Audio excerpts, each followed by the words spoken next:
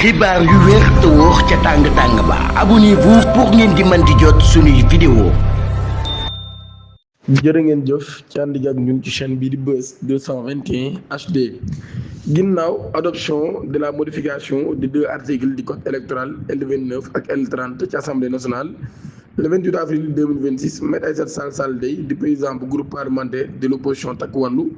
daan nay annoncé ab recours ci kanamu conseil constitutionnel ngir contester nag ab loi hyper dangereuse ak sax loo xam jàpp na ni c'est un galimatias législatif. Réagissant à cette situation l'ancien ministre Mame Mbaye Niang daan nay demandé nag ay camarades am ñu bañ a déposer recours daal di indiqué nag daal ces recours ne relèvent pas de leur camp mais du président de la République mun nag daal jàpp na ni du opposition bi ci boppam ñoom ñoo war a déposer recours parce que loolu yi nag daal dara waru ko dul dégg ngeen la coalition Diomaye ci boppam nag daal démarqué aux yeux de l'opinion de ce projet de loi qui a été adopté par les députés Pastef, a-t-il martelé. Sur les ondes de la RFM nag daal ci bulletin d'information de 12h moom mii nag daal daan na jàpp ni Diomaye ci boobu nag daal dispose à travers la constitution de tous les moyens nécessaires ngir nag daal di empêcher ñu adopter boobu lépp texte boo xam nag daal jàpp na ni dafa contraire aux principes fondamentaux qui ne veuille pas le faire, ça n'engage que lui, ses responsabilités. C'est lui qui a pris l'engagement de protéger la Constitution et de défendre la Constitution du Sénégal loolu kon daal di xamle. Mame Mbaye Niang daan na déclaré nag le président Diomaye Faye ci boobu nag daal daan na désengager ses responsabilités au profit de son premier ministre Ousmane Sonko, laissant ce dernier à agir à sa guise. Au nom de quoi est-ce que l'opposition devrait se battre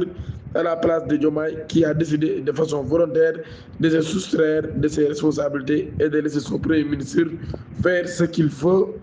Au nom de quoi qu'est-ce que nous opposants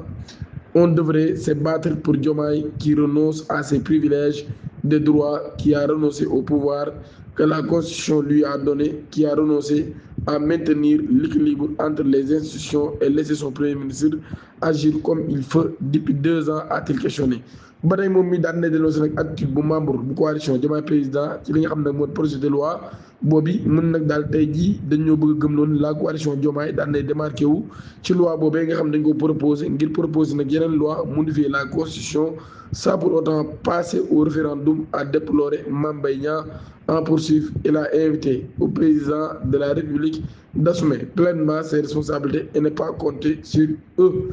opposants.